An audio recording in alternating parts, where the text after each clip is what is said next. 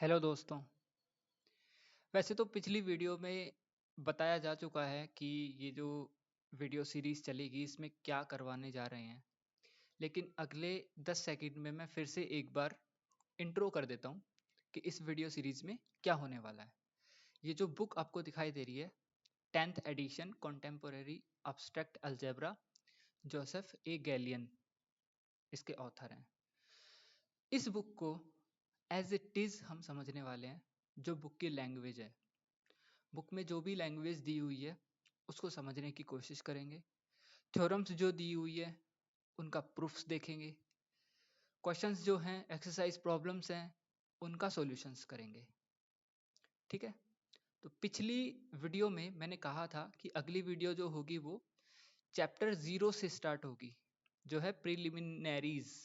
इसका मतलब होता है जो हम करने वाले हैं उसमें यूज होने वाली बातें। ठीक है, जो आगे हम पढ़ने वाले हैं उसमें काम आने वाली कुछ इंपॉर्टेंट चीजें। तो सबसे पहला जो टॉपिक मैंने बताया था जो हम करेंगे वो होगा प्रॉपर्टीज ऑफ इंटीजर्स। ठीक है। अब मैं आपको थोड़ा सा एक बार बता देता हूँ कि 0 चैप्टर होने के बाद में introduction to group finite group, subgroup, ये सब चीजें सारे के सारे टॉपिक होंगे और चैप्टर नंबर 24 तक हम करेंगे। ओके। तो फिलहाल के लिए हम यहाँ से शुरू करते हैं, properties of integers. Okay. As it is जो लैंग्वेज बुक में दी हुई है उस लैंग्वेज को एज इट इज समझते हुए चलते हैं। ठीक है। कुछ ऐड ऑन करना होगा तो ऐड ऑन जरूर करेंगे, बट कुछ भी चीज स्किप नहीं की जाएगी। बहुत ज्यादा रेयरेस्ट ऑफ रेयर अगर कुछ ऐसा है जो हमारे काम का नहीं है उसको हम स्किप करेंगे, अदरवाइज कोई कॉन्सेप्ट, कोई थ्योरम स्किप नहीं होगी। अच्छे से समझते हुए चलेंगे, एक एक वर्ड बाय वर्ड। तो अभी इसको शुरू करते हैं, प्रॉपर्टीज ऑफ इंटीजर। देखो, it should not come as a surprise that much of abstract algebra involves properties of integers and sets. Okay, properties of integers and sets. तो भाई आपके सेट्स की और इंटीजर्स की जो प्रॉपर्टी हैं वो बहुत ज्यादा इंक्लूड होंगी किसके अंदर, अब्स्ट्रैक्ट अलजेब्रा में। तो इसमें हमें सरप्राइज करने की जरूरत नहीं है। In this chapter, we collect the properties we need for future reference। मतलब अगले आने वाले चैप्टर्स में जो प्रॉपर्टीज यूज होने वाली हैं उन प्रॉपर्टीज को हम इस चैप्टर में अच्छे से समझने की कोशिश करेंगे। An important property of the integers which we will often use is the so called well ordering principle। ठीक है। बहुत इंपॉर्टेंट प्रॉपर्टी जो है हम बहुत ज्यादा यूज करते हैं इंटीजर्स में, वो होती है well ordering property. Since this property can not be proved from the usual properties of arithmetic. मतलब प्रूफ तो होगा इसका बट कहीं और, अभी यूजुअल अर्थमेटिक से हम इसका प्रूफ नहीं निकाल सकते। सो दैट अभी हम इसको एज एन एक्सियोम यहाँ पर लेकर के चलेंगे। एक्सियोम का मतलब होता है अभिग्रहित हिंदी में, और इसका मीनिंग जो होता है वो होता है स्वसिद्ध, यानी कि जो अपने आप में प्रूव्ड हो पहले से ही। ठीक है। तो अभी आगे देखते हैं well ordering principle. Well ordering principle क्या होता है, सबसे पहले उसकी स्टेटमेंट दी हुई है। स्टेटमेंट क्या कह रही है, every non empty set of positive integers contains A smallest number, smallest member. अगर कोई आपको सेट दिया हुआ है जिसके अंदर पॉजिटिव इंटीजर्स हैं तो उस सेट के पास अपना एक स्मॉलेस्ट मेंबर होगा। ये आपकी वेल ऑर्डरिंग प्रॉपर्टी कहती है। ठीक है, इस लाइन का मतलब ये है। आगे देखते हैं, इसका फर्दर एनालिसिस कर रखा है। The concept of divisibility plays a fundamental role in the theory of numbers. Divisibility का जो कॉन्सेप्ट होता है ना, वो फंडामेंटल रोल करता है किसमें, theory of numbers. Number theory जो होती है उसके अंदर डिविजिबिलिटी बहुत ही फंडामेंटल काम आती है। वी से a non zero integer T is a divisor of an integer s if there is an integer u such that s equal to tu। भाई s equal to t u आप बोल दोगे तो इसका मतलब क्या हुआ कि इसका मतलब है कि एक नॉन जीरो इंटीजर t, ये जो t है वो आपके s का डिवाइजर है। क्या है? s का डिवाइजर। ठीक है, जहां पर ये जो t है ये भी आपका क्या है? एक नॉन जीरो इंटीजर, जीरो नहीं है और क्या है आपका? इंटीजर है। और s क्या है? s भी आपका एक इंटीजर है। s भी क्या है आपका? एक इंटीजर है। ठीक है, तो एक ऐसा इंटीजर u एग्जिस्ट कर जाना चाहिए ताकि s equal to t u आपको मिल जाए। मतलब अगर हम ऐसा कहें कि t, अगर आप s जो है उसको t जो है वो डिवाइड करता है, s जो है उसको t क्या करता है? डिवाइड करता है। तो s is equal to u into t आपको मिल जाना चाहिए ताकि u भी एक इंटीजर हो और t भी एक इंटीजर। t तो पहले से इंटीजर है। ठीक है, उसके बाद में है in this case we write t divides s, read t divides s when t is not a divisor of s, we write like this। ठीक है, हमने नोटेशंस में भी पढ़ा था इसको,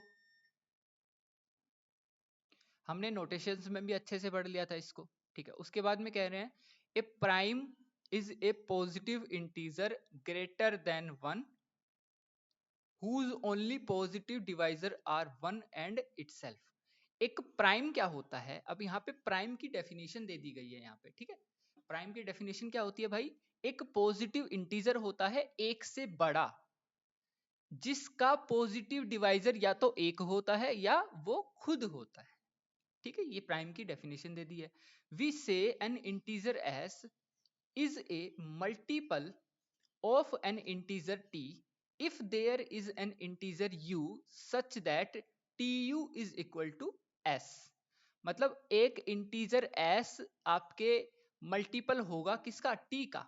t का मल्टीपल कब होगा? जब आप s is equal to tu लिख पाओ। देखो s आपके t का मल्टीपल है, ऐसे लिख सकते हो या तो आप, या आप इसको लिख सकते हो t जो है वो डिवाइजर है s का। दोनों ही सेम बातें होती हैं। ओके, उसके बाद में और equivalently if t is a divisor of s, वही चीज जो मैंने पहले बताई थी इसमें। ठीक है, तो ये वाला पैरा होता है खत्म। और एक और मैं आपको सजेशन देता हूं कि जो लोग ये वीडियो देख रहे हैं स्टार्टिंग से ही अपने नोट्स बनाते रहिए, शॉर्ट नोट्स नहीं, अपने नोट्स बनाते रहिए और हो सके तो बुक खरीद लीजिए। बुक खरीद करके उसमें पेंसिल से लिखते रहिए जो आपको नहीं समझ में आ रहा हो, क्योंकि अभी स्टार्टिंग तो बहुत ही बेसिक से हो रहा है। ठीक है, ये तो बहुत बेसिक चीजें हैं, जब आगे एडवांस थ्योरम्स आएंगी, एडवांस एक्सरसाइज प्रॉब्लम्स आएंगी तो फिर उनके नोट्स बनाने बहुत जरूरी हो जाएंगे, क्योंकि सिर्फ वीडियो देखने से काम नहीं चलने वाला है, आप वीडियो देख करके नोट्स भी बनाएंगे। ठीक है, अब चलते हैं आगे। As our first application of well-ordering principle, we establish a fundamental property of integers that we will use often। इसका नाम है डिवीजन एल्गोरिदम। डिवीजन एल्गोरिदम क्या होता है भाई? अब ध्यान से इसको समझने की कोशिश करने हैं। ठीक है, देखो डिवीजन एल्गोरिदम, ये 3 लाइन के अंदर डिवीजन एल्गोरिदम को डिफाइन किया गया है, उसके बाद में इसका प्रूफ दिया गया है। ठीक है, ये इसका प्रूफ हम पूरा देखेंगे यहां तक। ठीक है, तो सबसे पहले इसका स्टेटमेंट पढ़ लेते हैं ध्यान से, क्या कह रहे हैं। Let a and b integers with b positive, मतलब ए और बी जो हैं वो आपके इंटीजर्स हैं विद बी आपका पॉजिटिव है। Okay, then there exist unique integer Q and are.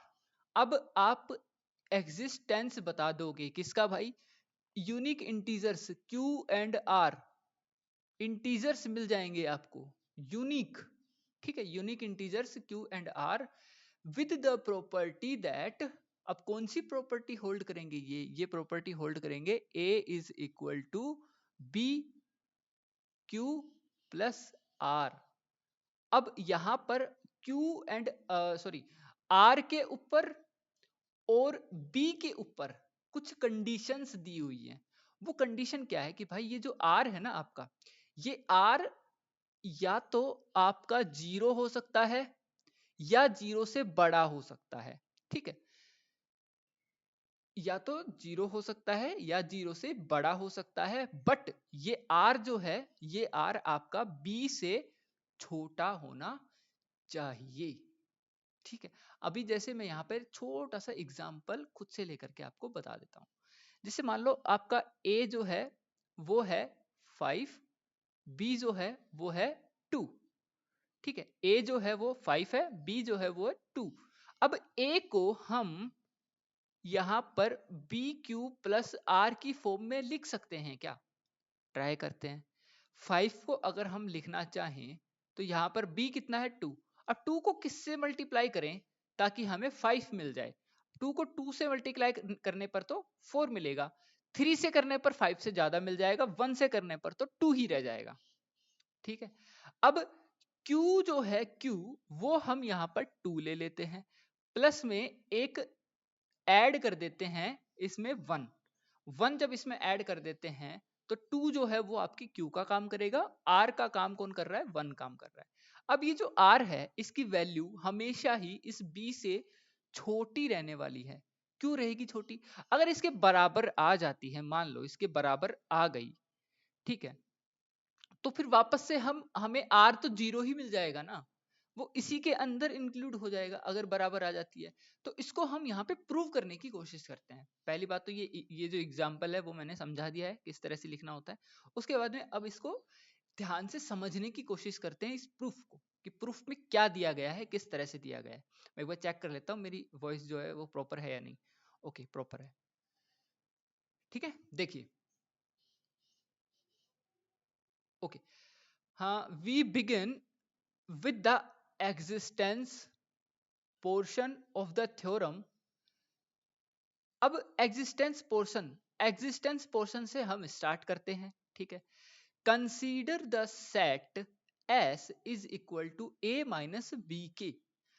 A minus B k type के एलिमेंट आपके S के अंदर कंटेन होंगे, जहां पर K आपका एक इंटीजर है और A माइनस बी के जो है वो या तो पॉजिटिव है या फिर जीरो के बराबर है। मतलब एस के अंदर जो एलिमेंट्स हैं वो या तो आपके पॉजिटिव हैं या फिर जीरो के बराबर है। If zero exist in zero contained inside S, then B divides A. भाई अगर आपका जीरो इस सेट में आ जाता है, अगर जीरो इस सेट में आ जाता है तो आप क्या करोगे भाई? ये जो टाइप है ए माइनस बी के, ये जीरो के इक्वल हो जाना चाहिए ना। A minus B k is equal to zero, क्योंकि जीरो कंटेन हो रहा है इफ इन्होंने बोला है। तो a minus B k is equal to zero, so a is equal to b k upper a. अब अगर a is equal to b k आ जाता है और k जहां पर एक इंटीजर है, तो हम क्या कह सकते हैं भाई? यहां से क्या कहा जा सकता है? b डिवाइड कर जाएगा किसको? a को। b किसको डिवाइड कर जाएगा? a को। क्यों डिवाइड कर जाएगा? क्योंकि आप इस इक्वेशन को b से डिवाइड करोगे तो आपको a को जब b से डिवाइड करोगे तो आपको एक इंटीजर मिल जाएगा। मतलब आप एक नंबर को किसी से डिवाइड कर देते हो तो आप वो डिवाइड प्रॉपर डिवाइड तभी माना जाएगा जब आपको एक इंटीजर मिल जाए। क्या मिल जाए? एक इंटीजर। सो दैट यहां पर आप इस इक्वेशन को अगर b से डिवाइड करते हो तो a over b is equal to k। मतलब a को b से डिवाइड करने पर हमें एक प्रॉपर इंटीजर मिल जा रहा है, एक इंटीजर मिल जा रहा है। इसका मतलब a को b प्रॉपरली डिवाइड कर देता है। ठीक है, इसका मतलब ये है। Then B divides A and we may obtain the desired result with Q is equal to A over B। हम Q is equal to A over B ऐसा हम बोल सकते हैं। ठीक है, and R is equal to 0। अब यहां से इसको इस फॉर्म में लिख सकते हैं क्या? देखो कैसे लिख सकते हैं भाई। आप A is equal to b Q plus r की फॉर्म में इसको लिखना चाहते हो। ठीक है, अगर जीरो कंटेन हो रहा है तो भाई ए आपका वो सॉरी बी आपका ए को डिवाइड कर रहा है अगर, तो जो आपका बचेगा, जो आपका रिमाइंडर बचता है, वो रिमाइंडर तो जीरो ही हो जाएगा ना, अगर प्रॉपरली डिवाइड कर देता है तो जीरो हो जाएगा। तो यहाँ पर आर की जो वैल्यू है, आर की वैल्यू वो तो जीरो हो जाएगी। और आर की वैल्यू जैसे ही जीरो हुई, आर को हटा दो यहाँ से। आर को जब हटा दोगे तो आप जब क्यू की वैल्यू निकालोगे तो वो ए ओवर बी निकल जाएगी। क्यू की वैल्यू क्या निकल जाएगी? ए ओवर बी। तो वही चीज यहाँ पर लिखी हुई है। ठीक है, आगे देखो। नाउ अज्यूम कि जीरो जो है आपका एस के अंदर कंटेन नहीं हो रहा है। जीरो आपका एस में कंटेन नहीं हो रहा है, since S is a non empty. S non empty का मतलब क्या होगा भाई? एस नॉन एम्प्टी है, इसका मतलब सीधा सीधा ये होगा कि या तो आपका ए पॉजिटिव हो, ए माइनस बी इंटू जीरो जो है वो एस के अंदर कंटेन करे। ए अगर पॉजिटिव होगा तो a minus B into zero किस में कंटेन करेगा भाई? आपका एस के अंदर कंटेन करेगा। क्यों कंटेन करेगा? क्योंकि इस बार ए माइनस बी जीरो नहीं है। क्यों नहीं है? क्योंकि जीरो कंटेन ही नहीं कर रहा एस के अंदर, इसलिए जीरो नहीं है। ठीक है, ये कंडीशंस बताई गई है। देखो, इफ ए पॉजिटिव है, आपका ए अगर आपका पॉजिटिव है तो बी जो है उसका कोफिशियंट के को यहां पर जीरो होना होगा। ठीक है, के को यहां पर जीरो होना होगा, बिकॉज भाई एस के अंदर वही एलिमेंट आ सकते हैं जो पॉजिटिव होंगे या तो जीरो होंगे, या तो पॉजिटिव होंगे या जीरो होंगे। अब जीरो के लिए तो हमने देख लिया, अब नेगेटिव तो आ नहीं सकता। नेगेटिव नहीं आ सकता तो ये जो वैल्यू है, ये वाली जो वैल्यू है बी इंटू जीरो वाली, बी इंटू के वाली, सॉरी बी इंटू के वाली, ये ए से बड़ी तो नहीं हो सकती ना। ए से बड़ी अगर हो गई तो यहाँ पे नेगेटिव साइन आ जाएगा, और नेगेटिव तो एस के अंदर होता ही नहीं है, मतलब है ही नहीं, यहाँ पे डिफाइन ही नहीं किया है कि एस के अंदर नेगेटिव है। ओके, पहली कंडीशन आपकी यहाँ पर खत्म होती है। सेकेंड कंडीशन कह रही है if A is less than zero, if A is less than zero then A minus B into two A, ये जो है आपका a into one minus two B बन जाएगा, और ये s के अंदर कंटेन हो जाएगा। भाई ऐसा क्यों? a जो है ना, अगर वो लेस देन जीरो है, a जो है वो लेस देन जीरो है, तो आप b की कोई भी वैल्यू यहां पर रखेंगे, b की कोई भी वैल्यू रखेंगे, पॉजिटिव रखो या आप b की नेगेटिव वैल्यू रखो। एक सेकेंड, देखो इसके अंदर क्या ट्रिक यूज हो रही है, मैं आपको अलग से पेज पे समझा देता हूँ कि ए जब नेगेटिव है ना, ए जब नेगेटिव है तो ए के नेगेटिव होने के बावजूद ये जो वैल्यू है इसका पॉजिटिव होना जरूरी है। ध्यान से देखना, ए आपका क्या है? नेगेटिव है, ए आपका नेगेटिव है। ठीक है, और ए माइनस बी के का पॉजिटिव होना जरूरी है। यही तो दे रखा है ना, a माइनस बी के का पॉजिटिव होना जरूरी है। जीरो के इक्वल तो हमने लिया ही नहीं यहाँ पे। Now assume zero is not contain inside s। Okay, अब ये दोनों चीजें एक साथ होल्ड कैसे करवाएं? ये दोनों चीजें एक साथ होल्ड हम कैसे करवाएं? अब यहां से क्या किया जा सकता है कि यहां से ना हम a को कॉमन ले सकते हैं। यहां से क्या कर सकते हैं? a को कॉमन लिया जा सकता है। देखो, a को अगर यहां से कॉमन ले लेंगे ना, तो a को यहां से कॉमन लेंगे तो वन माइनस बी के over A is greater than zero. A को यहां से कॉमन ले लिया। अब हमें पता है कि ए क्या है? निगेटिव है। ए क्या है भाई? निगेटिव है। तो अगर ये भी निगेटिव हुआ तभी तो हमें पॉजिटिव मिल पाएगा। ए तो नेगेटिव है, ए क्या है? नेगेटिव है, ए निगेटिव है। अगर ए के साथ में जो मल्टीप्लाई हो रही है टर्म, वो टर्म अगर नेगेटिव हुई तभी तो जा करके हमें ओवरऑल जो टर्म है वो पॉजिटिव मिल पाएगी ना।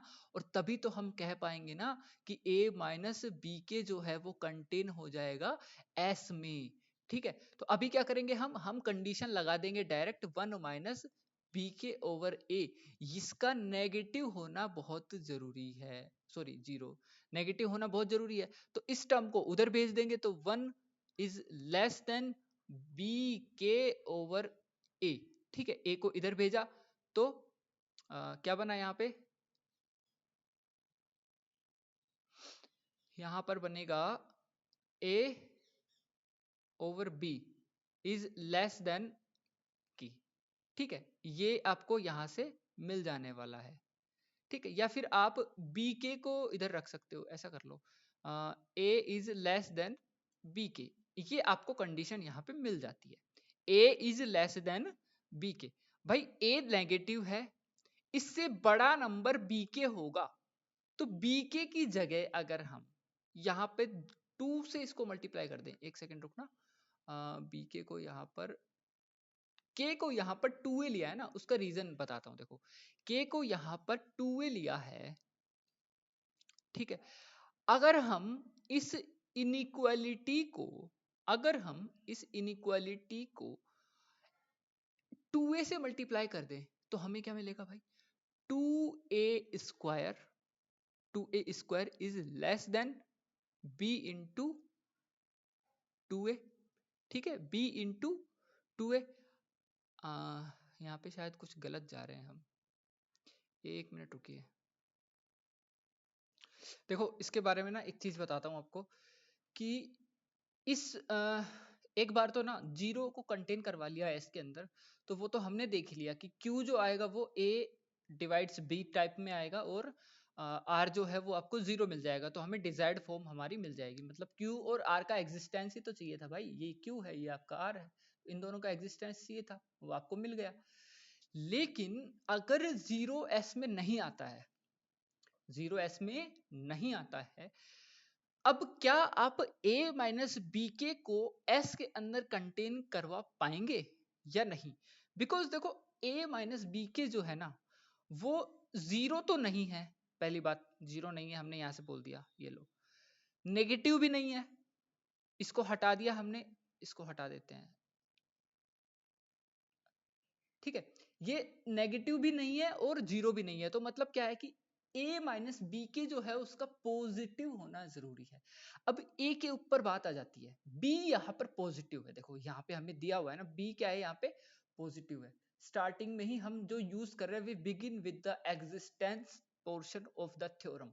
ठीक है, एग्जिस्टेंस जो थ्योरम का एग्जिस्टेंस है उसको हम यूज कर रहे हैं यहाँ पे।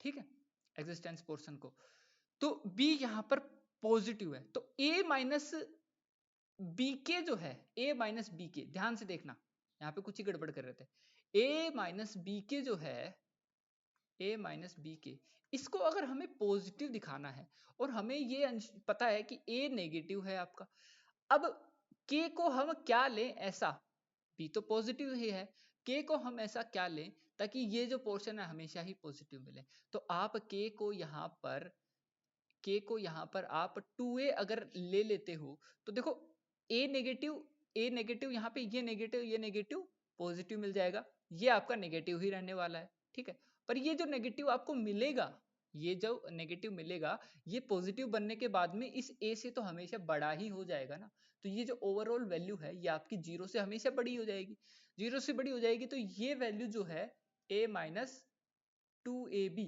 ये आपके s के अंदर कंटेन हो जाने वाली है। तो यहाँ से a को जब हम कॉमन लेंगे तो 1 minus 2b is contained inside s, तो इस तरह से ये वाली जो प्रॉपर्टी है वो होल्ड करवाई गई है। ठीक है, ये वाली। ठीक है, उसके बाद में देखो अगर a पॉजिटिव है, a नेगेटिव है और a आपका नॉन जीरो कोई भी है, a आपका नॉन जीरो कुछ भी है, सिंस जीरो तो एस के अंदर है ही नहीं, तो हम डायरेक्ट ये बोल सकते हैं।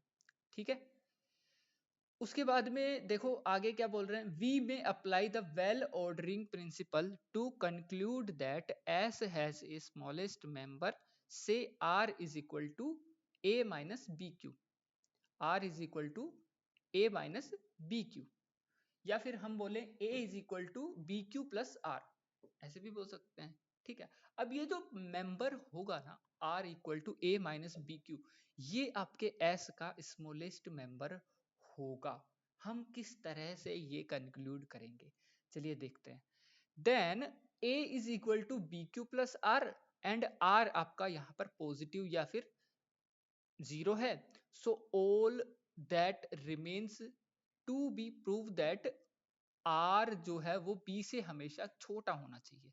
भाई एक बात बताइए कि a माइनस बी क्यू जो है, a माइनस बी क्यू, ये ही आपका स्मॉलेस्ट नंबर होगा। ये आप किस तरह से और क्यों बोल पा रहे हो?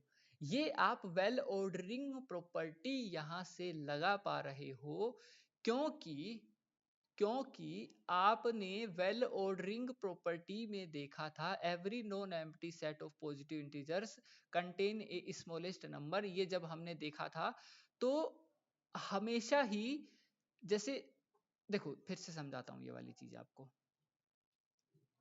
देखो यहां से क्या कह रहे हैं कि वी में apply well ordering principle to conclude that. Well ordering principle हम इसमें लगा सकते हैं। क्यों लगा सकते हैं? क्योंकि ये एक पॉजिटिव इंटीजर्स का सेट है। ये एक क्या है? पॉजिटिव इंटीजर्स का सेट है, इसलिए हम इसमें वेल ऑर्डरिंग प्रॉपर्टी लगा सकते हैं। तो एस के पास एक स्मॉलेस्ट मेंबर होगा और उस वो मेंबर होगा आर। वो आर ही क्यों होगा? बिकॉज आप यहां से भी अगर देखो, इसको भी अगर देखो, इसको, तो अगर ए आपको 5 लेना है, बी आपको 2 लेना है, ठीक है, तो आर ही वो मेंबर होता है जो सबसे छोटा होता है, ठीक है। क्यों आप यहाँ पे 2 ले रहे हो, बी 2 ले रहे हो, तो आर ही जो होता है वो ही सबसे छोटा यहाँ पर आपको मिलता है, क्योंकि आर यहाँ पर रिमाइंडर होता है आपका। क्या होता है? आर रिमाइंडर, ठीक है। उसके बाद में remains to be prove that, हाँ, उसके बाद में यहाँ पे हम बोल सकते हैं कि a is equal to be Q plus r, and r जो है वो इस बार आपको पॉजिटिव या फिर क्या है, जीरो के इक्वल हो सकता है। ओके, r क्या हो सकता है? या तो जीरो हो सकता है या फिर पॉजिटिव हो सकता है। अब हम सॉरी अब हम जो है ये प्रूव करेंगे कि r जो है ना, r वो b से छोटा होगा। r जो है वो b से छोटा होगा। अगर r b से छोटा हमने प्रूव कर दिया तो हमारी ये जो थ्योरम है, ये थ्योरम पूरी की पूरी प्रूफ हो जाएगी, ठीक है। अब हम देखते हैं इफ r आपका b से बड़ा या b के बराबर है तो क्या कोसिक्वेंसेस हो सकते हैं। देखिए अगर आपका r b से बड़ा या b के बराबर है तो a minus B into q plus one जैसे ही हम करते हैं तो a minus B q minus b, मतलब a r minus b, r minus b की जो वैल्यू है, यहां से आर माइनस बी कैसे आया? देखो a माइनस बी क्यू को ही तो हम r बोल रहे हैं ना, तो इसको बोल दिया r और इसको बोल दिया b, तो r minus b is greater than और इक्वल टू जीरो, तो मतलब r आपका b से बड़ा आ गया। So a minus B Q plus one conclude includes including s, मतलब containing s। Okay, a minus B into q plus one जो है वो आपका s के अंदर कंटेन होना चाहिए। अगर आप a माइनस बी क्यू में बी क्यू ना लेकर के बी क्यू प्लस वन लेते हो तो इसको जब आप ओपन करोगे तो a minus B q minus b, तो r माइनस बी जो है वो पॉजिटिव मिल जाएगा, so that a minus B into q plus one आपका s के अंदर क्या हो गया? कंटेन हो गया। But a minus B into q plus one जो है वो a माइनस बी क्यू से छोटा होगा। क्यों छोटा होगा? किस तरह से छोटा होगा? Because a minus B q में से b और माइनस हो रहा है इसके अंदर, और b तो आपका पॉजिटिव इंटीजर था, तो पॉजिटिव इंटीजर अगर माइनस में हो रहा है तो ऑब्वियसली वैल्यू तो छोटी ही रहेगी ना, तो यहां से वैल्यू ये आपकी छोटी मिल जाएगी, तो a माइनस बी क्यू जो है आपका हमेशा ही बड़ा मिल जाएगा। And a minus B q is the smallest member. a minus B q को आप स्मॉलेस्ट मेंबर बोल चुके हो पहले ही यहाँ पर, ठीक है। तो अब क्या बोल दोगे आप? यहां से बोल दोगे सो आर जो है वो हमेशा बी से छोटा होगा, ठीक है। आर जो होगा हमेशा क्या होगा? बी से छोटा होगा। ए माइनस बी क्यू को आपने क्या बोला था? आर बोला था ना, तो यहाँ पे r लिख देते हैं, ये वैल्यू आपकी r है और ये वैल्यू आपकी b है। उल्टा कर दिया।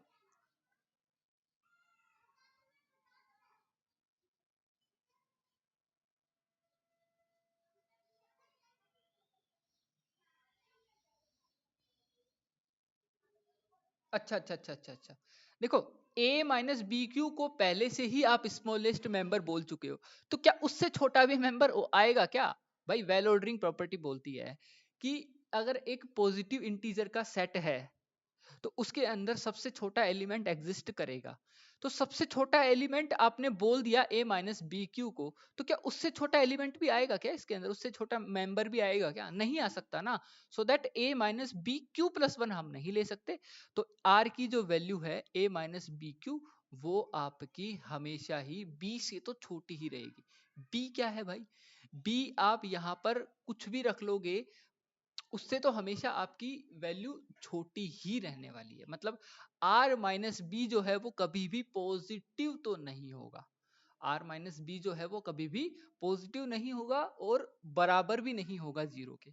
मतलब आप हमेशा ही r को b से छोटा ही बता पाएंगे।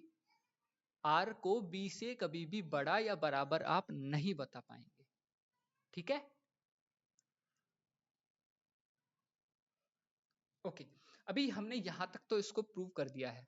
सबसे छोटा मेंबर ले आए, ठीक है, उसके बाद में हमने r को b से छोटा बता दिया।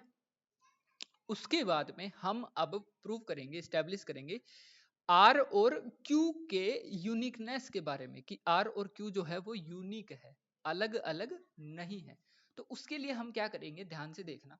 To establish the uniqueness of q and r, let us suppose that there are integers q, q dash, r and r dash such that a is equal to bq plus r, where r is greater than or equal to 0 but less than b. Okay, where a is equal to bq dash plus r dash, where r dash is greater than or equal to 0 but strictly less than b.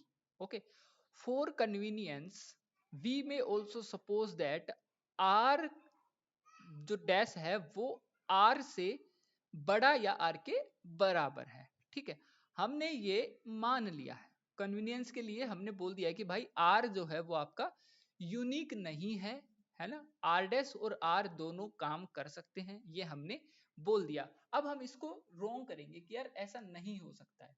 ठीक है, तो कैसे करेंगे उसको रोंग, देखो। For convenience, we may also suppose that r dash is greater than or equal to r, then bq plus r is equal to bq dash plus r dash, अगर equal to भी हम ले रहे हैं तो। ओके, अब यहां से b को कॉमन ले लिया हमने, b को क्या ले लिया, कॉमन ले लिया। तो q माइनस q डैश, मतलब इस ही इक्वेशन को आगे जब सोल्व किया तो b into q minus q dash is equal to r dash minus r। So b divides r minus r। Why b divides r minus r? क्यों भाई, क्यों? क्योंकि q आपका एक इंटीजर है, q डैश भी आपका एक इंटीजर है, r डैश भी आपका एक इंटीजर है और r भी एक इंटीजर है। इसका मतलब r डैश माइनस r जो है उसको b डिवाइड कर जाएगा। b क्या कर देगा, डिवाइड कर देगा, क्योंकि b जब इसको डिवाइड करेगा तो डिवाइड करके आपको r डैश माइनस r दे देगा। या फिर ऐसा कहें कि इसको डिवाइड करके q माइनस q डैश आपको दे देगा। ठीक है, अब इससे हम क्या ला सकते हैं, इससे हम ये ला सकते हैं ना कि bq is equal to r जब भी हम लिखते हैं, bq is equal to r जब भी हम लिखते हैं तो r जो होता है वो तो ग्रेटर देन जीरो होता है, r जो होता है वो तो जीरो से बड़ा ही होता है आपका हमेशा। ठीक है, तो उसको तो ग्रेटर देन और इक्वल टू जीरो लिख दिया, या तो बड़ा होता है या जीरो के बराबर होता है। बट ये जो आपका b होता है ये हमेशा ही बड़ा होता है किससे, r से, तो उसको हमने लिख दिया। और r डैश जो है, r डैश वो इक्वल आएगा या फिर बराबर बड़ा आएगा आर डैश माइनस आर से। क्यों भाई? क्योंकि स्टार्टिंग में ही हमने ये मान लिया था, स्टार्टिंग में ही हमने मान लिया था, क्या मान लिया था हमने? R dash minus r is greater than और इक्वल टू 0, ये हमने मान लिया था, ये हमने मान लिया था। तो इसका जो फाइनल जो निकल करके आएगा वो या तो आर डैश के इक्वल हो सकता है या फिर आर डैश से छोटा हो सकता है, और कुछ तो नहीं होगा ना भाई। ठीक है, अब ये जो पूरी वैल्यू है ये बी से छोटी होगी। It follows that r dash minus r जो है वो 0 के इक्वल ही होना चाहिए। क्या होना चाहिए? 0 के इक्वल ही होना चाहिए। क्यों होना चाहिए? देखो यहां से ध्यान से, ये आपका 0 से बड़ा है लेकिन आर डैश से छोटा है। 0 से तो बड़ा है आर डैश माइनस आर, लेकिन आर डैश से आपका स्ट्रिक्टली छोटा आ रहा है। तो जब यहां से हम इसको सोल्व करेंगे तो आर डैश से आर डैश कैंसिल आउट होकर के आर की वैल्यू यहाँ पे 0 मिल जाएगी, और आर की वैल्यू यहाँ पे 0 मिल गई तो फिर आर डैश ऑटोमेटिकली आपका 0 मिल जाएगा ना। मतलब यहां से हम ये दिखा सकते हैं कि आपका आर और आर डैश इक्वल ही हो जाएंगे। ठीक है, आर और आर डैश अगर इक्वल हो जाते हैं तो आर डैश माइनस आर जो है वो 0 के इक्वल मिलेगा। तो आर डैश और आर यहाँ पे आपके इक्वल हो गए, और क्यू डैश भी आपके यहाँ से इक्वल हो जाने वाले हैं। क्योंकि देखो यहाँ से जब आप आर डैश माइनस आर की वैल्यू 0 रखोगे तो क्यू माइनस क्यू डैश भी आपका ऑब्वियसली 0 बन ही जाने वाला है। ठीक है, तो यहाँ से हमने ये बता दिया। अब देखते हैं आगे। The integer Q is the integer q in the division algorithm is called the quotient upon dividing a by b। मतलब a को b से डिवाइड करने के बाद में जो क्वोशंट बचता है वो है the integer r is called the remainder upon dividing a by b। जो रिमाइंडर आपका बचता है वो क्या है?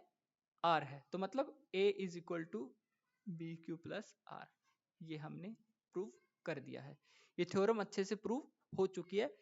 इसके बावजूद अगर आपको कोई इसमें प्रॉब्लम आती है then ask in comment box, मैं वहां पे इसको और अच्छे से एक्सप्लेन कर दूंगा। ठीक है, अभी देखते हैं अगला एग्जाम्पल नंबर 1। एग्जाम्पल नंबर 1 क्या है? ए की वैल्यू आपको दी हुई है 17, बी की वैल्यू दी हुई है आपको 5। The division algorithm gives that 17 is equal to 5 into 3 plus 2, जहां पे आपका 5 क्या है भाई? b है, 3 यहां पर आपका q है, और 2 यहां पर आपका r है। ठीक है, तो इस फॉर्म में आप इसको लिख सकते हो। किसी भी दो इंटीजर्स के लिए दो इंटीजर फिर से एग्जिस्ट कर जाएंगे। मतलब हर एक a और b इंटीजर के लिए हर एक ए और बी इंटीजर के लिए जहां पर बी आपका पॉजिटिव होगा, क्यू एंड आर एग्जिस्ट कर जाएंगे ताकि आप A is equal to be Q plus R लिख पाओ। ओके, ठीक है। तो हर एक इंटीजर ए एंड बी के लिए जहां पर बी आपका पॉजिटिव होगा, there exist unique integers Q and are with the property that a is equal to be Q plus r, where r जो होगा वो या तो आपका पॉजिटिव हो सकता है या आपका 0 हो सकता है, रिमाइंडर। ठीक है, और बी से तो हमेशा छोटा होगा। ये होता है आपका डिवीजन एल्गोरिदम। ये आपका बहुत काम आने वाला है आगे। इसकी जो इसका जो प्रूफ है ना, उस प्रूफ को मैं एक और तरीके से आपको करवाऊंगा अगली अगली वीडियो में या फिर उससे अगली में, ताकि इस लैंग्वेज से थोड़ा सा हट करके आपको समझ में आ सके। तो थोड़ा सा वेट कीजिएगा, डिविजन एल्गोरिदम को मैं और अच्छे से आपको समझा दूंगा इस बुक की लैंग्वेज के अलावा भी। ओके, अभी हमने फर्स्ट एग्जांपल देख लिया। फर्स्ट एग्जांपल का सेकंड पार्ट देखते हैं। अगर ए आपको -23 दिया हुआ है, बी का पॉजिटिव होना जरूरी है, बी आपको 6 दिया हुआ है। ठीक है, the division algorithm gives 23 is equal to 6 into -4 plus 1। ठीक है, ये आपका आर है और ये आपका क्यू है, और ये जो आर और क्यू है वो आपके यूनिकली एग्जिस्ट करेंगे। ठीक है, वो आपके इनफाइनाइट नहीं हो सकते हैं, एक से ज्यादा आपके नहीं हो सकते हैं। ठीक है, अब उसके बाद में हम देखते हैं कि there are many instances in this book where there are integers a and b, and we will want to show that a is divisible by b. In such cases, it is usually best to proceed by writing a is equal to bq plus r. ठीक है, बता ही दिया। Where r is greater than or equal to 0 but less than b, and use property of a and b to show that r is equal to 0. The proof of theorem 0.2 is one such instant. Okay, अब देखते हैं इसकी जो इसका जो GCD वाली जो theorem है ना, उस थ्योरम के अंदर आर को यहाँ पर 0 लिया गया है। ठीक है, अब इसको यहाँ पे सेकंड देखते हैं हम। क्या है सेकंड भाई? आपका ग्रेटेस्ट कॉमन डिवाइजर, जिसका जिसका शॉर्ट फॉर्म होता है जीसीडी, या फिर उसको बोलते हैं relatively prime integers. Relatively prime integer मतलब एक इंटीजर आपको यहां दिया हुआ है और एक इंटीजर आपको यहां दिया हुआ है, ये एक दूसरे के साथ में प्राइम है। ठीक है, रिलेटिवली प्राइम है। इसका मतलब क्या होता है भाई? इसका मतलब सीधा होता है कि दोनों के बीच में जो HCF है उसकी वैल्यू 1 होगी। दोनों का HCF अगर हम निकालते हैं तो वो हमें 1 मिलने वाला है। ठीक है, अब देखते हैं इसकी definition. The greatest common divisor of two non zero integers a and b is the largest of all common divisors of a and b. अब a और b का जो हाईएस्ट कॉमन फैक्टर जो होता है ना, जिसको हम HCF बोलते हैं, वही है ये GCD। ठीक है, हाईएस्ट कॉमन फैक्टर या फिर लार्जेस्ट या फिर ग्रेटेस्ट कॉमन डिवाइजर। ओके, तो वही होता है भाई। उसके बाद में we denote this integer by GCD a, b। ठीक है, when GCD a, b is equal to 1, we say that a and b are relatively prime. Got it? Okay. अब देखते हैं this the following property of the greatest common divisor of two integers plays a critical role in abstract algebra. ठीक है भाई, GCD तो हमें पता ही है कि abstract algebra में, ग्रुप थ्योरी में, रिंग थ्योरी में कितना काम आता है। The proof provides an application of the division algorithm and or second application of the well ordering property। ठीक है, डिवीजन एल्गोरिदम और वेल ऑर्डरिंग प्रॉपर्टी से हम इस एप्लीकेशन को समझने की कोशिश करेंगे। तो थ्योरम नंबर 0.2 हम देखते हैं। GCD is a linear combination. GCD जो होता है वो लीनियर कॉम्बिनेशन होता है। सबसे पहले तो जो जीसीडी के बाद में हमें जो मिलता है ना, वो भी एक इंटीजर ही होता है, ध्यान रखना। जो जीसीडी के बाद में हमें मिलता है वो भी क्या होता है? एक इंटीजर होता है। ठीक है, कैसे पता इंटीजर होता है? The greatest common divisor of two non zero integers a and b is the largest of all divisors of a and b. We denote this integer, इस इंटीजर को हम कैसे डिनोट करते हैं भाई? जीसीडी के बाद में जो हमें मिलेगा वो भी एक इंटीजर ही होगा। ओके, अब देखते हैं इस GCD is a linear combination, इसको समझने की हम कोशिश करते हैं। For any non zero integer a and b, for any non zero integers a and b, there exist integers s and t such that GCD of a comma b is equal to as plus bt।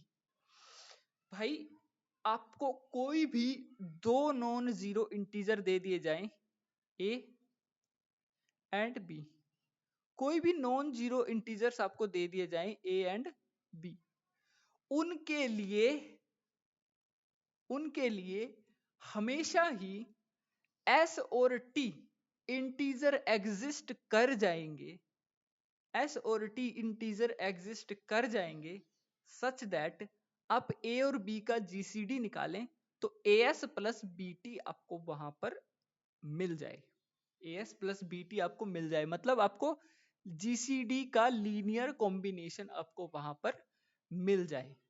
Okay, उसके बाद में moreover GCD a comma B is the smallest positive integer of the form a S plus B t.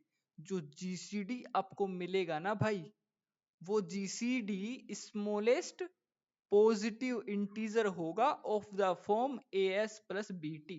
थोड़ी देर पहले बताया था कि smallest positive integer होता है आपका, ठीक है, स्मॉलेस्ट पॉजिटिव थोड़ी देर पहले बताया था कि जीसीडी जो होता है वो इंटीजर होता है। अब यहां पर क्या बोल दिया कि स्मॉलेस्ट पॉजिटिव इंटीजर होगा, और किस फॉर्म में होगा, वो होगा A S plus B T form में, A S plus B T form में। ठीक है, अब देख लेते हैं हम इसका प्रूफ। तो इसका प्रूफ देखने के लिए जो जो बुक की लैंग्वेज दी हुई है उस लैंग्वेज को समझते हैं सबसे पहले तो, ठीक है। उसके बाद में अगर कुछ ऐड ऑन करना होगा तो वो ऐड ऑन मैं कर दूंगा।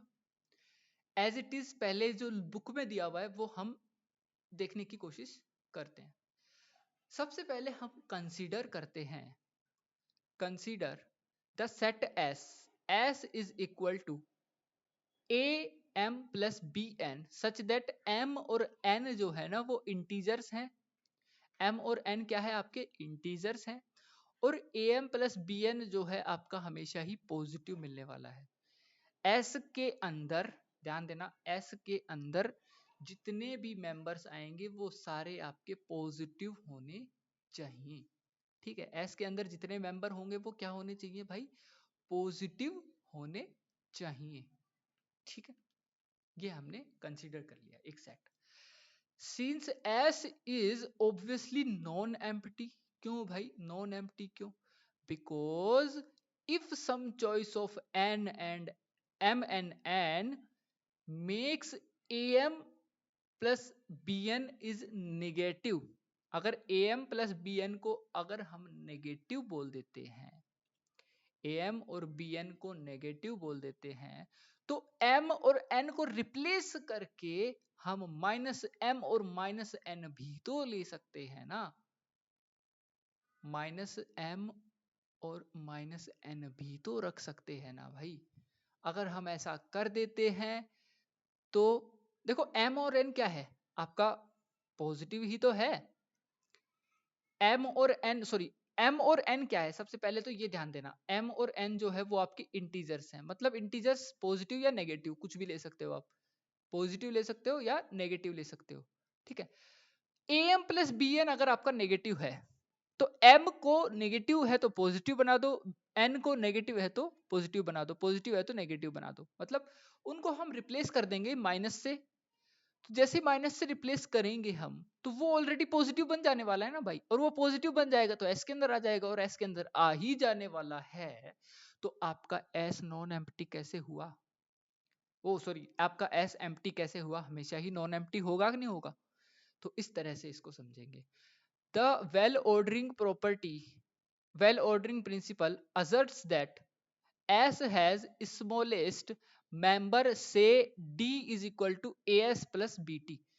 अब वेल ऑर्डरिंग प्रॉपर्टी क्या कहती है भाई, वेल ऑर्डरिंग प्रॉपर्टी कहती है कि आपके S के अंदर देखो, S जो है सबसे पहले तो एक पॉजिटिव इंटीजर्स का सेट है, ये हम देख चुके कि पॉजिटिव इंटीजर्स का एक क्या है सेट है। क्यों है भाई पॉजिटिव इंटीजर्स का सेट, M और N यहां पर आपके इंटीजर्स हैं, ठीक है, M और N भी यहां पर आपके इंटीजर्स ही हैं, M और N भी यहां पर आपके क्या है इंटीजर्स ही है।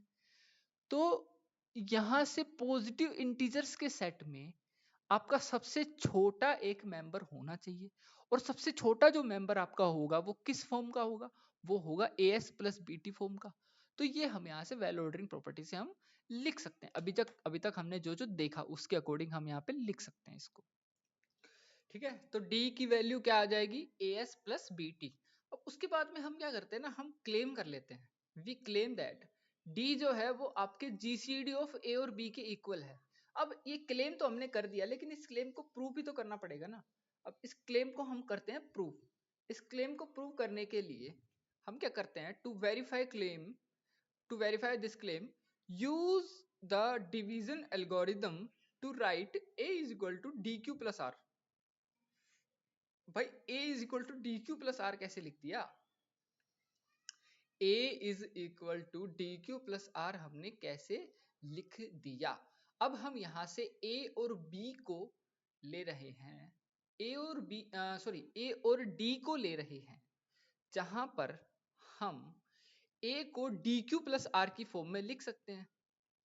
a को dq प्लस r की फॉर्म में हम लिख सकते हैं, वेयर r की जो वैल्यू होगी वो d से तो कम होगी और 0 या 0 से बड़ी हो सकती है। और r जो है अगर पॉजिटिव है, r अगर आपका पॉजिटिव है तो a माइनस डी क्यू जो है, a माइनस डी क्यू, देखो इस इक्वेशन से आप dq को लेफ्ट हैंड साइड में भेजते हो तो क्या आएगा, a माइनस डी क्यू।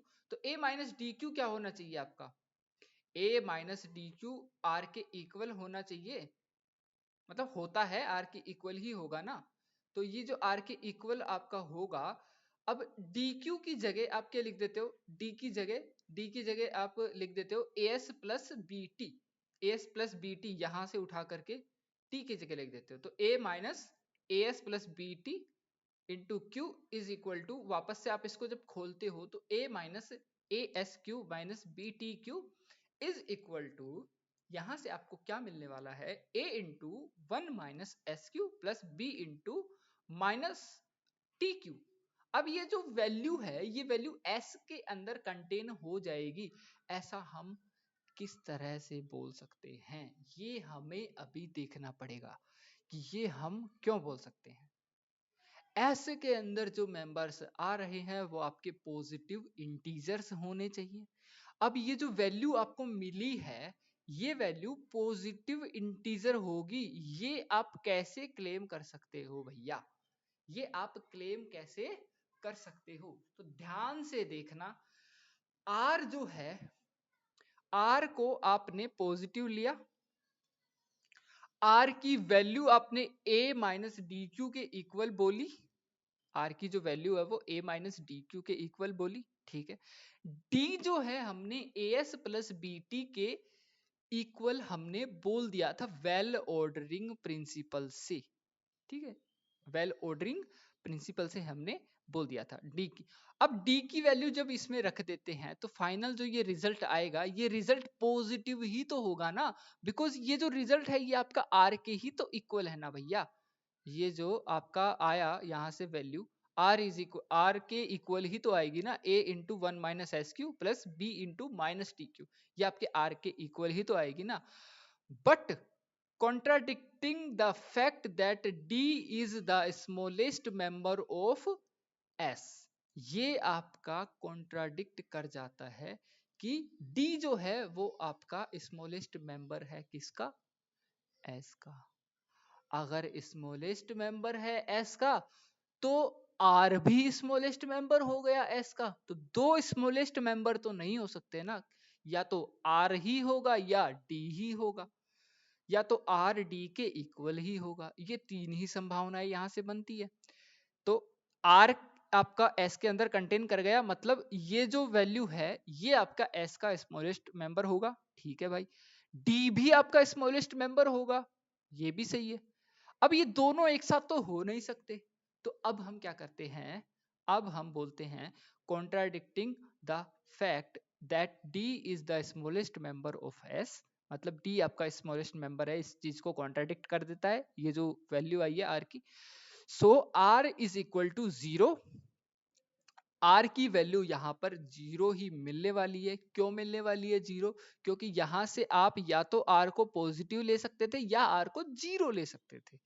तो आर को जब आप जीरो ले लेते हो तो क्या ये स्मॉलेस्ट मेंबर बन पाएगा, नहीं बन पाएगा। क्यों, क्योंकि एस जो है ना, एस उसके अंदर आप केवल और केवल पॉजिटिव इंटीजर्स ले रहे हो, तो जीरो तो आएगा ही नहीं, जीरो नहीं आएगा तो फिर हमारा काम बन जाएगा, डी यहाँ पर आपका स्मॉलेस्ट मेंबर बन गया, contradicting the fact that d is the smallest member of s, so r is equal to 0। r आपका 0 हो गया। r जब आपका 0 हो जाएगा यहां से, तो आप यहां से क्या कह सकते हो कि d जो है वो b को डिवाइड कर देगा, d जो है वो क्या कर देगा, b को डिवाइड कर देगा। ठीक है, यहां से देखो a is equal to be Q plus r है, तो r अगर 0 के इक्वल हो गया तो यहाँ पे सीधा सीधा आपका जो d है वो a को डिवाइड कर देगा। ठीक है, मतलब a को जब आप d से डिवाइड करते हो तो आपको वैल्यू मिल जाएगी b, एक इंटीजर। ठीक है, उसके बाद में हम क्या देखते हैं, उसके बाद में देखते हैं this proves that d is a common divisor of a and b। d जो है आपका कॉमन डिवाइजर है a और b का। ठीक है, now suppose d dash is another common divisor of a and b। अब सपोज करते हैं कि जो एक और कॉमन डिवाइजर है a और b का, जिसको हम d डैश बोल रहे हैं। भाई इस बार हमें प्रूव करना है कि d और d डैश में भी जो सबसे छोटा होगा ना वो d होगा। क्यों होगा d, क्यों होगा d, यही तो हमें प्रूव करना है भैया, यही तो हमें यहाँ से प्रूव करना है। For any non zero integer a and b there exist integers s and t such that gcd of a comma b is equal to as plus bt। ठीक है, gcd और asb is the smallest positive integer of the form as plus bt, और as plus bt को हमने किसके equal माना है, as plus bt को हमने माना है d की इक्वल। तो d ही यहाँ पर क्या होगा, आपका स्मॉलेस्ट मेंबर होगा। कैसे होगा वो हम देखते हैं। दिस प्रूव्स दैट, यहां से पढ़ रहा हूं, this proves that d is a common divisor of a and b।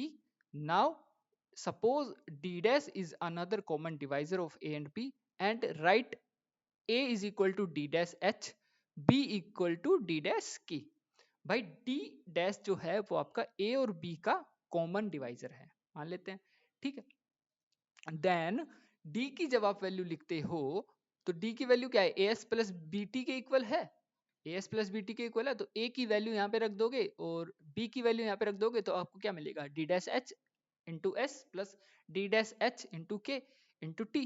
तो अब डी डैश यहाँ से आप कॉमन ले लेते हो तो आपको यहाँ से क्या मिलता है, यहाँ से आपको मिलता है d is equal to d dash into h s plus k t, यही तो मिलेगा आपको। ये मिल जाएगा तो आप क्या बोल सकते हो कि डी डैश जो है, डी डैश ये आपका d का कॉमन डिवाइजर है, ओ सॉरी d का डिवाइजर है। d डैश जो है वो डिवाइजर है किसका, d का, ये d डैश आपके d का डिवाइजर बन गया। मतलब among all common divisors of a and b d is the greatest, d आपका सबसे बड़ा कॉमन डिवाइजर होगा। ठीक है, सबसे बड़ा कॉमन डिवाइजर आपका क्या होगा, d यहां पर होगा। ठीक है, अब एक बात और यहाँ पे समझने के लिए, और वो बात ये है कि d आपका ग्रेटेस्ट हो गया कॉमन डिवाइजर्स में, किसमें, कॉमन डिवाइजर्स में ग्रेटेस्ट हो गया। मतलब ग्रेटेस्ट कॉमन डिवाइजर मतलब GCD of A comma B is equal to कौन, डी। यहाँ पर डी आपको मिल जाने वाला है, तो GCD is equal to A S plus B T, और A S plus B T को आपने क्या बोला, यहाँ पे डी बोल दिया, तो डी आपको जीसीडी ए और बी के इक्वल मिल गया। लेकिन जो डी है ना, डी वो आपका वेल ऑर्डरिंग प्रिंसिपल से एस का स्मॉलेस्ट मेंबर भी होगा। देखो डी के बारे में एक चीज बोल सकते हैं, डी जो है वो a S plus B t के इक्वल है। डी आपका एस सेट का स्मॉलेस्ट मेंबर है, बट ए और बी का ग्रेटेस्ट कॉमन डिवाइजर है। मतलब डी जो है वो ए और बी का जीसीडी है, साथ में डी जो है वो आपके इस सेट का स्मॉलेस्ट पॉजिटिव इंटीजर भी है। ठीक है, तो यहां से ये जो प्रूफ होता है कंप्लीट होता है। The special case of theorem 0.2 when a and b are relatively prime, prime is so important in abstract algebra that single we single it out as A corollary. अब जब आपके जीसीडी की value 1 हो जाती है ना भाई, ए और बी जब आपके रिलेटिवली प्राइम हो जाते हैं, मतलब रिलेटिवली प्राइम का मतलब क्या बोला यहाँ पे, रिलेटिवली प्राइम का मतलब बोला कि जब जीसीडी आपका किसके इक्वल हो जाता है, जीसीडी आपका 1 के इक्वल हो जाता है, तो हम क्या बोलते थे, हम बोल देते हैं कि ए और बी क्या है आपका रिलेटिवली प्राइम है। ठीक है, ए और बी क्या है आपका रिलेटिवली प्राइम है। उसके बाद में कोरोलरी देख लेते हैं। कोरोलरी का आपको प्रूफ नहीं दिया हुआ है यहाँ पे, तो हम सीधा इसके एग्जांपल्स देखेंगे। ठीक है, तो अभी देखते हैं कोरोलरी। कोरोलरी क्या कह रही है भाई, कोरोलरी कह रही है integers a and b are relatively prime if and only if, यहाँ पे आपका डबल इंप्लाई की कंडीशन आ गई है, if and only if there exist integer s and t such that a S plus B t is equal to 1। ये बहुत important है, ये बहुत काम आने वाली है, इंपॉर्टेंट भी है और काम भी आने वाली है। ठीक है, तो इसको जैसे जैसे हम पढ़ते जाएंगे वैसे वैसे आगे बताता जाऊंगा कि कहाँ कहाँ पे ये यूज हो रही है। ठीक है, ए और बी आपका रिलेटिवली प्राइम इंटीजर्स हैं, तो a S plus B t की जो वैल्यू होगी वो आपको 1 के इक्वल मिलेगी। ठीक है, किसके इक्वल मिलेगी, वो 1 के इक्वल मिलने वाली है। ओके, अभी चलते हैं आगे। Example number 2, example number 2 says that GCD of 4 and 15 is equal to 1, right. 4 और 15 का जो जीसीडी होता है वो 1 ही होता है, मतलब 4 और 15 क्या है यहाँ पे रिलेटिवली प्राइम है। 10 और 4 का भी जीसीडी निकालते हैं तो 2 आता है, 10 और 4 का जीसीडी कितना आता है 2। अब देखते हैं GCD of 2 power 2, 3 power 2, 5 power 1, comma 2 power 1, 3 power 3, 7 power 2, इनका जब जीसीडी निकालते हैं तो वो हमें मिलता है 2 कोमा 3 पावर 2, तो ये भी एक दूसरे के रिलेटिवली प्राइम नहीं है। ठीक है, तो सिर्फ और सिर्फ यहाँ पे 4 और 15 ही एक दूसरे के रिलेटिवली प्राइम है, where 4 and 10 are not. Also 4 into 4 plus 15 into -1 is equal to 1। ये कैसे लिख दिया, ये इसलिए लिख दिया क्योंकि रिलेटिवली प्राइम जब भी होते हैं तो हम उनको a S plus B t is equal to 1 के फॉर्म में लिख सकते हैं। ध्यान रहे हमेशा कि अगर a और b दो इंटीजर्स रिलेटिवली प्राइम है तो हम हमेशा ही as plus B t is equal to 1 लिख सकते हैं। ये आपकी लीनियर इक्वेशन बनाएंगे, हमेशा बनेगी, ध्यान रखना इस चीज को।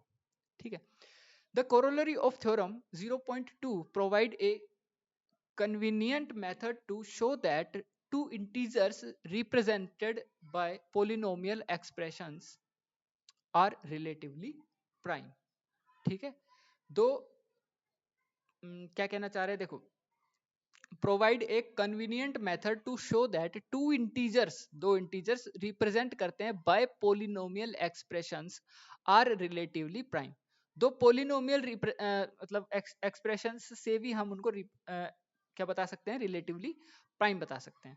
एग्जांपल नंबर 3 देखते हैं, for any integer n the integer n plus 1 and n square plus n plus 1 are relatively prime. To verify this, we observe that n square plus n plus 1 minus n into n plus 1 is equal to 1.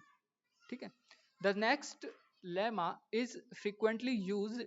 It appeared in Euclid's Elements. अब next lemma देख लेते हैं भाई क्या कहना चाह रहे हैं। अब कुछ छोटी मोटी चीजें हैं, कितनी बच रही हैं एक बार देख लेते हैं, उसके बाद में फिर इस चैप्टर को जल्द से जल्द खत्म करने की कोशिश करते हैं।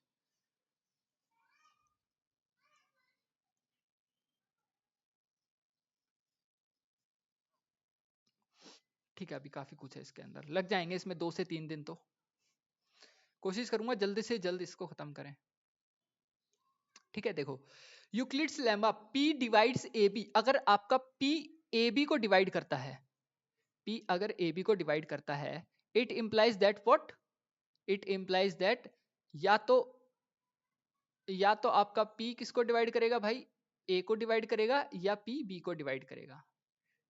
ठीक है, या तो P A को डिवाइड करेगा या P B को डिवाइड करेगा। अगर P A B को डिवाइड करता है तो if P is prime that divides AB, if P is prime that divides AB, then P divides A और P डिवाइड्स B।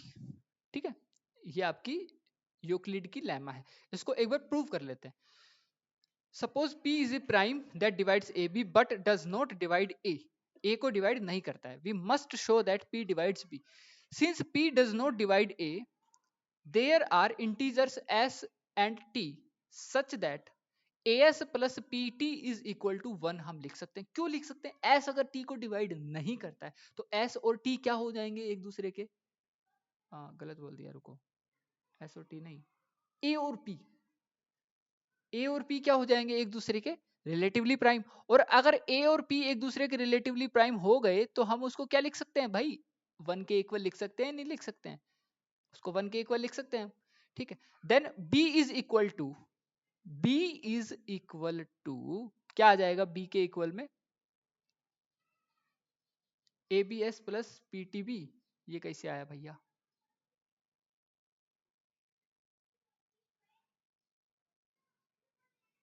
अच्छा, B को तो डिवाइड कर ही रहा है ना A भाई।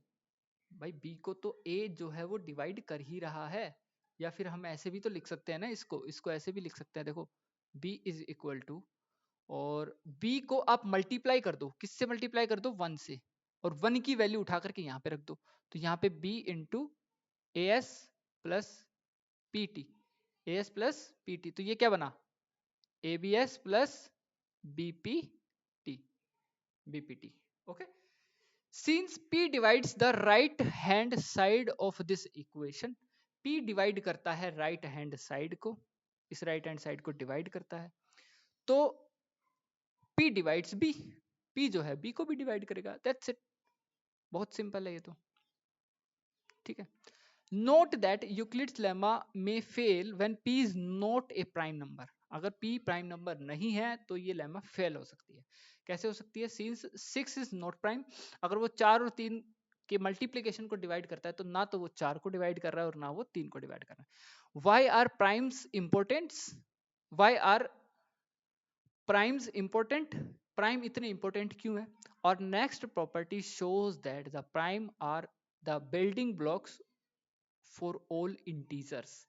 वो सारे के सारे इंटीजर्स के लिए प्राइम जो है वो क्या है? बिल्डिंग ब्लॉक्स, मतलब बिल्डिंग बनाने के लिए जो ईंट है ना उसका काम करते हैं। We will often use this property without explicitly saying so. Explicitly मतलब अलग से बिना कुछ कहे हम इसको डायरेक्ट यूज कर लेंगे। फंडामेंटल थ्योरम ऑफ अर्थमेटिक, यहां तक हम पहुंच चुके हैं। अभी टाइम देखता हूं कितना हो गया, 1 घंटे से ऊपर हो गया, तो आज के लिए इतना ही रखते हैं। अगली वीडियो में मैं बता दूंगा बाकी की चीजें। ठीक है, thank you so much, bye bye. अगली वीडियो में हम देखेंगे fundamental theorem of arithmetic, theorem number 0.3 से। Bye bye, thank you. और हाँ, ये जो वीडियो है इसमें कितना समझ में आया आपको, प्लीज कमेंट करके जरूर बताना, और इस वीडियो को लाइक करके जाना, अपने दोस्तों के साथ में शेयर करके जाना, ताकि उनको भी इस वीडियो से फायदा मिल सके।